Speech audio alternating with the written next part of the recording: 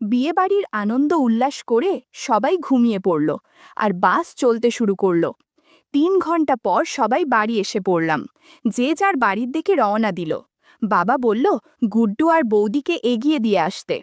আমি গুড্ডুকে কোলে নিয়ে বৌদির সাথে এগোতে লাগলাম। রাস্তা অন্ধকার থাকায় বৌদি আমার হাত ধরে হাঁটতে লাগল। মনের ভেতর অজানা ভয় কাজ করছিল, না জানি গুড্ডু আবার দাদাকে বলে না দেয় আমি বৌদিকে বাসের মধ্যে যা করেছি সেই সব কিছু। বন্ধুরা, তোমরা যারা আগের পর্ব শোনোনি তারা জলদি গতকালের পর্ব দেখে আসো। বৌদিদের বাড়ির সামনে গিয়ে দাদাকে ফোনে করলাম গেট খোলার জন্য। দাদা উঠে এসে গেট খুলল। ওদের দিয়ে এসে আমিও ঘুমিয়ে পড়লাম। সকালে উঠে দেখি বৌদির মেসেজ করেছে, জানালো গতকালের খেলার কথা গুড্ডু ভুলে গেছে। মেসেজটা পড়ে হাফ ছেড়ে বাঁচলাম। এরপর বিছানা থেকে উঠে ফ্রেশ হয়ে নিলাম। সকালে খাবার খেয়ে কোচিংয়ে চলে গেলাম। আস্তে আস্তে বিকেল হয়ে গেল। আজকে বিকেলে গুড্ডুর পড়াও ছিল, তাই তাড়াতাড়ি স্নান সেরে ভাত খেয়ে নিলাম। তারপর গুড্ডু চলে আসলো। আমি গুড্ডুকে সাধারণত বারান্দায় পড়াতাম। আমি এসে বারান্দায় বসে গুড্ডুকে পড়াতে থাকলাম। তারপর মা আসলো, বলল আমি একটু মাঠে যাচ্ছি, তোর বাবা মাঠে আছে, আস্তে আস্তে সন্ধ্যা হবে, তুই গুড্ডুকে পড়াতে থাক। আমি গুড্ডুকে পড়াচ্ছি, 1 ঘন্টা পেরিয়ে গেল। তারপর কিছুক্ষণ পর বৌদি আসলো আমাদের বাড়িতে। বৌদি একটা হলুদ রঙের ম্যাক্সি পরে এসেছিল। ম্যাক্সি ছাড়া কিছুই ছিল না। গাছে জাম্বুরা বোঝা যাচ্ছে। আমি বৌদিকে এদিকে আসার জন্য ইশারা করলাম। বৌদি গুড্ডুর দিকে ইশারা করল। আমি আবার আসতে বলায় বৌদি আমার পাশে এসে দাঁড়িয়ে পড়ল। আমি গুড্ডুকে লেখার কাজে ব্যস্ত রাখলাম আর এদিকে বৌদির সাথে একটু মশকরা শুরু করালাম। ভাবলাম না, এখানে কিছু করা যাচ্ছে না। আমি তারপর বৌদিকে আমার ঘরে যাওয়ার জন্য ইশারা করলাম। বৌদি ঘরে চলে গেল আর আমি গুড্ডুকে আরও কিছু লিখতে দিয়ে বললাম আমি একটু পরে এসে দেখব। একটু পর ঘরে ঢুকে আমি তো অবাক। ঘরে ঢুকতেই দেখি বৌদি হলুদ ম্যাক্সিটা মেঝেতে পড়ে আছে আর বৌদি গান শেখার জন্য আমার ঘাটে শুয়ে আছে। ও ভাই, কি বলল, আমার খুব এক্সাইটেড লাগছিল। আমি দেরি না করে দরজা আজিয়ে দিলাম যাতে কেউ ডিস্টার্ব না করে। আমি বৌদিকে বললাম এটা গিটার, এটা আগে বাজানো শেখো। আমি ততক্ষণে তবলাটা বাজিয়ে নিচ্ছি। মিনিট খানেক এভাবেই চলল। কিছুক্ষণ পর গানের সুর ধরল। সারা ঘরে শব্দ হচ্ছিল। বৌদির সেই আওয়াজ লিখতে ব্যস্ত গুড্ডুর কানেও গেল। গুড্ডু বাইরে থেকে তার মায়ের চিৎকার শুনে ভয় পেয়ে গেল। ও ভাবতে লাগলো তার মার কিছু হয়ে গেল নাকি। গুড্ডু লেখা বন্ধ করে দিল। গুড্ডু চেয়ার থেকে উঠে আমার ঘরের দিকে আসতে লাগলো। গুড্ডুর পা কাঁপছিল ভয়ে। যত এগোচ্ছে তত বৌদি গানের সুর শুনছিল। এরপর খুব আস্তে আস্তে গুড্ডু ঘরের পর্দাটা সরিয়ে ভেজানো দরজাটা একটু ঠেলা দিল। দরজাটা একটু ফাঁকা হয়ে গেল। গুড্ডু পর্দার আড়ালে থেকে আমাদের কর্মকাণ্ড দেখতে লাগল। কিন্তু ও কিছু বুঝছিল না, ঠিক যেমনটা গত রাতে বিয়েবাড়ির বাসে হয়েছিল। 25 মিনিট পর বৌদি বলল, ভাই এইখানে করাটা ঠিক হচ্ছে, আমার কেমন যেন একটা ভয় করছে। আমি বললাম কিসের ভয়, এখন বাড়িতে কেউ নেই, বাইরে শুধু গুড্ডু আছে, আর ও তো কিছু বুঝবে না। বৌদি আস্তে আস্তে, বাবু তবুও আমার ভয় করছে। আমি বৌদির কথার পাত্তা না দিয়ে তবলা বাজিয়ে চলেছি। হঠাৎ বাড়িতে এক কাজের লোক চলে আসলো। বলল, ও দাদা, বাড়িতে আছো নাকি? ডাক শুনে আমি খুব ভয় পেয়ে গিয়েছিলাম। তাড়াতাড়ি সব ঠিকঠাক করে নিলাম। গুড্ডু আমার ঘরের সামনে দাঁড়িয়েছিল। সে লোকটার গলা শুনে দৌড়ে গিয়ে আবার নিজের জায়গায় গিয়ে বসে পড়ল। লোকটা গুড্ডুকে জিজ্ঞাসা করল, তোর কাকা কই রে?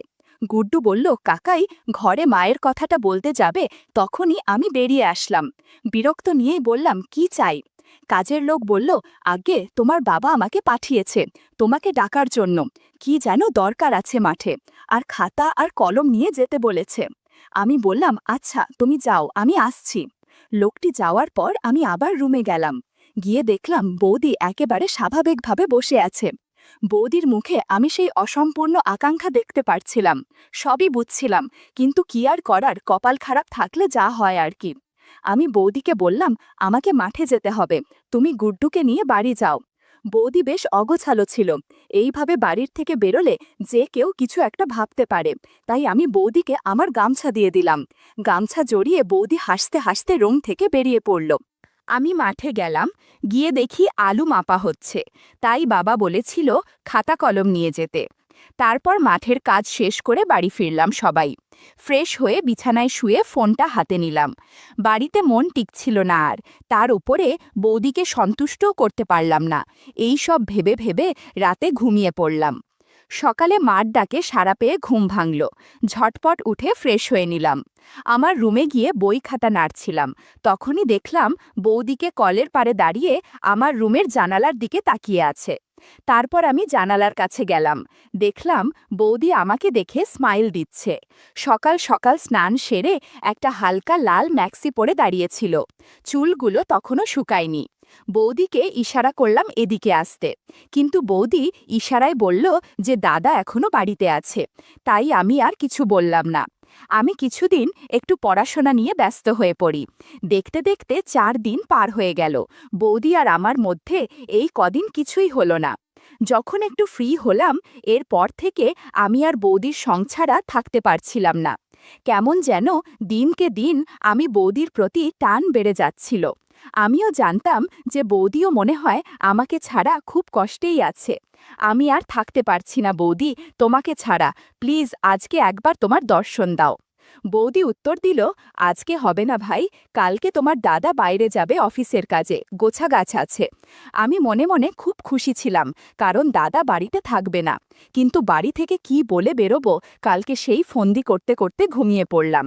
সকালে উঠে দেখি দাদা রেডি হয়ে কোথাও যেন যাচ্ছে, আর পাশে বৌদি ব্যাগ এগিয়ে দিচ্ছে। আমি তাদের দিকে গেলাম, না জানার ভান করে বললাম, দাদা এই সকালে কোথায় চললে?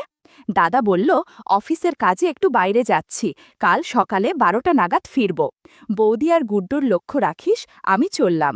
আমি মনে মনে বললাম, তুমি চিন্তা করো না দাদা, আজকে তোমার বউয়ের খুব ভালোভাবেই খেয়াল রাখব। তারপর দাদা চলে গেল। আশেপাশে কেউ না থাকায় আমি বৌদির পাশে গিয়ে দাঁড়ালাম। বৌদি বলল, কি করছো কি, এইখানে কেউ দেখে ফেললে মুশকিল হবে তো? বৌদি মনে হয় মাত্রই স্নান সেরেছে, চুল থেকে কন্ডিশনার শ্যাম্পুর দারুণ স্মেল পাচ্ছিলাম। ফিসফিসিয়ে বললাম, তাহলে আজকে রেডি থেকো, তোমার সেবা যত্ন করতে আসব। বৌদি বলল, ইস, বৌদির প্রতি কি দরদ, আমার এখন কাজ আছে, সন্ধ্যায় দেখা যাবে। এই বলে প্রায় আমার কাছ থেকে দৌড়ে চলে গেল, আর আমি দাঁড়িয়ে অবাক হয়ে চেয়ে রইলাম। আস্তে আস্তে বিকেল হয়ে এলো। মা জিজ্ঞাসা করল, আজকে গুড্ডুকে পড়াবি না? আমি বললাম যে আজকে গুড্ডুকে গিয়ে পড়াবো, দাদা আজকে বাড়িতে থাকবে না, তাই বৌদি বলেছে গিয়ে পড়াতে। মা বলল ঠিক আছে। আমিও শুয়ে শুয়ে সন্ধ্যা হওয়ার জন্য অপেক্ষা করতে লাগলাম। মনে মনে স্থির করলাম যে আজকে শক্তি বাড়ানোর একটা ট্যাবলেট খেতেই হবে। সন্ধ্যা হয়ে এলো, চারপাশে হালকা হালকা অন্ধকার নেমতে শুরু করেছে। আমি তাড়াতাড়ি তৈরি হয়ে নিলাম। বিকেলে মেডিকেল স্টোর থেকে একটা ট্যাবলেট নিয়ে নিলাম, যাতে সহজে ক্লান্ত না হই। আর দেরি না করে মাকে বলে বাড়ির থেকে বের হলাম। দাদাদের বাড়িতে গিয়ে গেটে নক করলাম। কিছুক্ষণ পরে গেট খুলল। গেট খুলতেই দেখি দাদা সামনে দাঁড়িয়ে। আমি যেন আকাশ থেকে পড়লাম। 1 সেকেন্ডের মধ্যে আমার সব আশা আকাঙ্ক্ষা চূর্ণ চূর্ণ হয়ে পড়ল। জিজ্ঞাসা করলাম, এ কি দাদা? দাদা বলল, কেন, কি হলো রে, খুব অবাক হলি মনে হচ্ছে। আমি বললাম, না মানে, তুমি তো অফিসের কাজে বাইরে গিয়েছিলে, কালকে আসার কথা, তাই একটু অবাক হলাম। দাদা বলল, অফিসের কাজে গিয়েছিলাম, কিন্তু কাজটা তাড়াতাড়ি শেষ হয়ে পড়ল, তাই আর নাইট স্টে করলাম না। কথাটা শুনে খুব হতাশ হয়ে বাড়িতে ঢুকলাম। ঢুকে দেখি বৌদি পুজোর ঘরে সন্ধ্যা দিচ্ছে। আমি বারান্দা দিয়ে ঘরে যাচ্ছি, সেখানে আমি বৌদির সম্মুখীন হই। আমি বৌদির দিকে হতাশভাবে তাকালাম। বৌদি আমার চোখে হতাশা দেখে বৌদিরও মন খারাপ হয়ে গেল। আমি আর কিছু না বলে ঘরে চলে গেলাম। কিছুক্ষণ পরে গুড্ডু আসলো। আমি গুড্ডুকে পড়াতে শুরু করলাম। তখন বাজে 7:30। পাশের রুমে দাদা টিভি দেখছে, সাথে বৌদিও। গুড্ডুকে পড়াতে পড়াতে অনেকক্ষণ হয়ে পড়ল। রাত 9টা বাজে। হঠাৎ তুমুল ঝড় শুরু হয়ে গেল, সাথে প্রচণ্ড বিদ্যুৎ চমকাচ্ছিল। এরই মধ্যে বিদ্যুৎ চলে গেল। গুড্ডু ভয় পেয়ে দৌড় মেরে বাবা বাবা করতে করতে পাশের রুমে দাদার কাছে চলে গেল। চারিদিকে বৃষ্টির আওয়াজে কিছু শোনা যাচ্ছিল না। একটু পরে বৌদি রুমে আসলো, একটা ল্যাম্প নিয়ে। বৌদিকে দেখে আমি কিছু বলছিলাম না, কারণ দাদাকে দেখে আমার সব মুড তো অফ হয়ে গিয়েছিল। তার উপরে এখন বাড়ি যাব, কিন্তু বৃষ্টির জন্য তা আর হচ্ছে না। বৌদি একটা পাতলা শাড়ি পরে ল্যাম্প নিয়ে দাঁড়িয়েছিল। বৌদি আমার মুখের দিকে চেয়েছিল। বৌদির মুখটা ল্যাম্পের আলোতে অনেকটা উজ্জ্বল দেখাচ্ছিল। তার চাহনি দেখে আমার কেমন যেন অনুভূতি হচ্ছিল। বৌদির দিকে তাকাতে কেমন যেন অস্বস্তি লাগছিল আমার। বৃষ্টি আরও ক্রমশ বাড়তে লাগল। বৌদি বলল, আজকে এইখানে খেয়ে বাড়ি যাবে, বসো এখন। দাদা বলল, একদম ঠিক বলেছ, আজকে না খাইয়ে যেতে দেব না না আমি ওকে। তারপর আমার আর কিছু বলার থাকে কি? ল্যাম্পের আলোতেই বৌদি আমাকে আর দাদাকে খাবার দিল। খাওয়া দাওয়া শেষ করে আমি বারান্দায় আসলাম। বৃষ্টি থামার কোনো চিহ্নই নেই। দাদা বলল, দাঁড়া, আমি কাকুকে ফোন করছি। দাদা বাবাকে ফোন করে বলল, আমাকে আজকে বাড়ি যেতে দিবে না, আজকে দাদাদের বাড়িতেই থাকতে হবে। বাবাও রাজি হয়ে গেল। কিন্তু আমার দাদাদের বাড়ি থাকার কোনো ইচ্ছাই করছিল না। কিন্তু কিছু করার নেই, থাকতেই হবে। তখন বাজে 10:45। আমি পাশের রুমে গিয়ে শুয়ে পড়লাম, আর দাদা, বৌদি, গুড্ডু পাশের রুমে শুয়ে পড়ল। শুয়ে শুয়ে আমি বৌদির কথাই ভাবছিলাম, ঘুম আসছিল না। পাশের রুমে দাদার নাক ডাকার শব্দ স্পষ্ট শোনা যাচ্ছিল, কিন্তু আমার কিছুতেই ঘুম আসছিল না। বারবার বৌদির কথা আমার চোখের সামনে ভাসছিল। তখন রাত বাজে 12টা। প্রকৃতির ডাকাসাড়া দেয়ায় বাইরে গেলাম। একটু পর ঘরে আসলাম। হঠাৎ কি যেন মনে হলো, দাদার ঘরের দরজার সামনে গিয়ে দেখলাম যে ভেতরের দরজা লক করা নেই। মানে দাদার ঘরের মেন দরজা লক করা, কিন্তু আমি যেই ঘরে রয়েছি সেই ঘর আর দাদার ঘরের মধ্যে চলাচলের জন্য একটা দরজা ছিল। সেই দরজাটা লক করতে হয়তো ভুলে গেছে। আমি আস্তে আস্তে দরজাটা ধাক্কা দিলাম। দরজাটা খুলে গেল। ভিতরে দেখতে পেলাম যে সবার আগে গুড্ডু আর দাদা এক সাইডে ঘুমোচ্ছে আর বৌদি অন্য সাইডে। ঘরের ভিতরে শুধু একটা ল্যাম্প চলছিল। সেই ল্যাম্পের আলোয় বৌদিকে নাইট আউটফিটে দারুণ লাগছিল। নিজেকে সংযত রেখে বৌদির কাছে এগোতে লাগলাম। জানি না তখন আমার কি হয়েছিল। দাদা ঘরে থাকা সত্ত্বেও আমি নিজেকে আটকাতে পারছিলাম না। এরপর আমি এমন একটা কাজ করলাম যে কারণে বৌদি ঘুমের ঘরে বলল, আহ সুনীল, কি করছো কি? বৌদি মনে করছে যে দাদা এরকম করছে, কিন্তু বৌদি জানতো না যে আমি এসব করছি। কিছু পরোয়া না, আমি চালিয়ে গেলাম। বৌদি ঘুমের ঘোরে আবার বলল, উফ, ছাড়ো সুনীল প্লিজ, পাশের ঘরে ভাই আছে, থামো। বৌদির কথা শুনে দাদা ঘুমের মধ্যে বলে উঠল, ঘুমোতেও কি দেবে না নাকি? ঘুমের মধ্যে কি যাতা বলে যাচ্ছে? দাদার আওয়াজ শুনে বৌদি অবাক হয়ে চোখ খুলল। নিচের দিকে তাকিয়ে তারপর আমার কাণ্ড দেখে বৌদির হতভম্ব হয়ে গেল। বৌদি এটা ধারণা করতেই পারেনি আমি এসেছি। একটু পরে যখন বৌদির ঘোর ভাঙল, তখন রাগের মাথায় ফিসফিস করে বলতে শুরু করল, কি করছো এসব তুমি? তুমি কি পাগল হয়ে গেছো নাকি?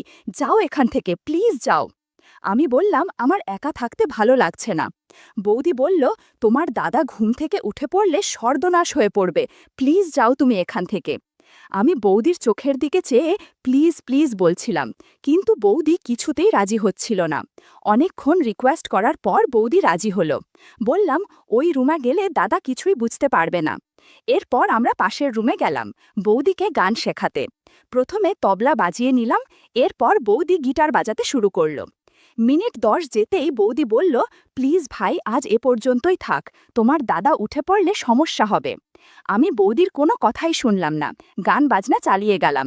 বাইরে বৃষ্টির শব্দে বৌদির চেঁচামেচি শোনা যাচ্ছিল না, যে কারণে আমার সুবিধাই হয়েছিল। তখন বাজে রাত 2টো। এক নাগারে আমরা চালিয়ে যাচ্ছিলাম। হঠাৎ পাশের রুমে ঘুমিয়ে থাকা দাদার ঘুম ভেঙে গেল। আধ ঘুম অবস্থায় পাশে ফিরে দেখল যে বৌদি নেই। দাদা এবার উঠে বসল। পাশে ফিরে দেখল যে বৌদি যেখানে শুয়েছিল সেখানে প্রসাদ পড়ে আছে। কিছুটা হাতে নিতেই বুঝতে বাকি রইল না যে এটা কি। দাদার মনে একটা আলাদা ভাবনা ঘুরপাক খাচ্ছিল। দাদা বিছানা থেকে নামল, দেখল যে বাইরের দরজা খোলা। ভাবল যে বৌদি বোধহয় বাইরে গিয়েছে। পাশের রুমে আমি আর বৌদি ব্যস্ত সময় পার করছি। দাদা বাইরের দরজার দিকে যেতে লাগল। কিছু একটা পায়ের নিচে আশায় দাঁড়িয়ে পড়ল। পা সরিয়ে দেখতে পেল বৌদির একটা কাপড় মেঝেতে পড়ে রয়েছে। দাদা এখন একটু ভয় পেতে লাগল। বাইরে আবার ঝিরিঝিরি বৃষ্টি হচ্ছে। আমরা গান বাজনা করে ক্লান্ত হয়ে পড়েছি। ওদিকে দাদা বাইরে বেরিয়ে দেখল যে কলের পাড়ে আর বাথরুমে কেউ নেই। দাদা আবার ঘরে এসে পড়ল, চিন্তা করতে লাগলো এবং ভয় পেতে লাগলো যে বৌদি কোথায় গেল। দাদা দাদা ভাবল যে আমাকে ডাক দিয়ে জানাবে যে বৌদি কোথাও নেই। পাশের রুমের দরজার দিকে এগোতে লাগলো, তখনই দাদার চোখে পড়ল মেঝেতে মেঝেতে কতকগুলো ভেজা পায়ের ছাপ। সেটা দাইরে হতে দাদার রুম দিয়ে পাশের রুমে গিয়েছে।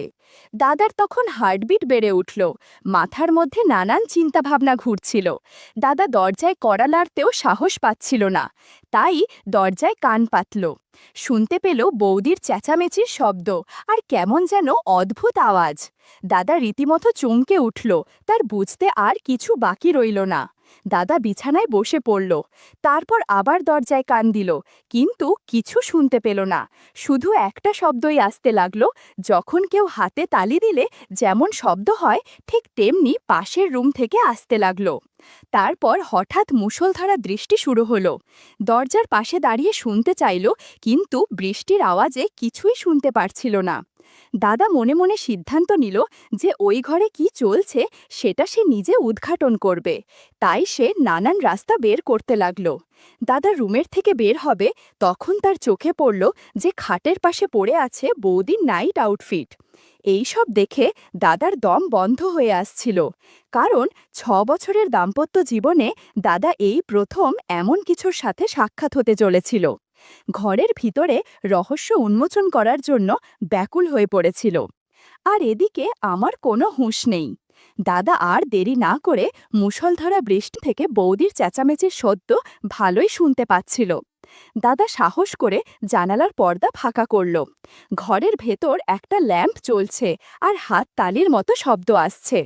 রুমের মধ্যে যা দেখল তাতে দাদা নিজের চোখকে বিশ্বাস করতে পারছে না। বন্ধুরা, এখানে দাদা যা দেখল তা ইউটিউবের কড়া নিয়মকানুনের জন্য সরাসরি বলা যাচ্ছে না। তোমরা কমেন্টে দেয়া লিঙ্ক থেকে আমার ওয়েবসাইট ভিজিট করো, সেখানে একদম খোলামেলা গল্প দেয়া আছে। দাদা তখন হতবম্ব হয়ে দাঁড়িয়ে সবটা দেখছে, কোনো প্রতিক্রিয়া দিতে পারছে না।